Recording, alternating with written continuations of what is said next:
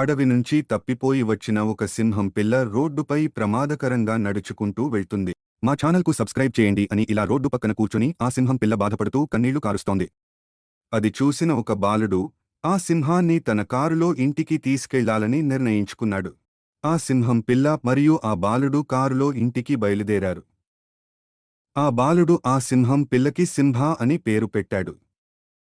వాళ్ళిద్దరూ ఇంటికి చేరగానే ఇంట్లోపలికి పరుగు పెట్టారు. రోజూ ఆ సింహం పిల్లకు పాలు పెడుతూ చాలా ప్రేమగా చూసుకునేవాడు ఆ బాలుడు. రోజూ సింబా ఆ బాలుడితో ఆడుకుంటూ ఉండేవాడు. ఒకరోజు సింహాన్ని అడవికి తీసుకెళ్లడానికి అటవీ శాఖ వాళ్లు వచ్చారు. అది చూసిన ఆ బాలుడు చాలా బాధపడ్డాడు. అటవీ శాఖ వారు ఆ సింబాను అడవిలో విడిచిపెట్టారు.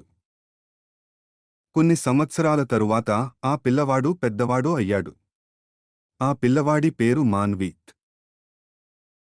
ఆ అడవిలో గడిచిన కాలంలోనే సింబా కూడా మెల్లగా బలంగా ఎదిగి చాలా పెద్దవాడయ్యాడు. ఒక చిన్న పనిమీద వేరే ఊరికి మానవేత్ బస్లో వెళ్లాల్సి వచ్చింది. ఆ బస్ అలా వెళ్తూ ఒక అటవీ ప్రాంతంలో రెండు కొండల మధ్యగా వెళ్లుతుండగా అదే సమయంలో సింబా కూడా అక్కడే ఉన్నాడు.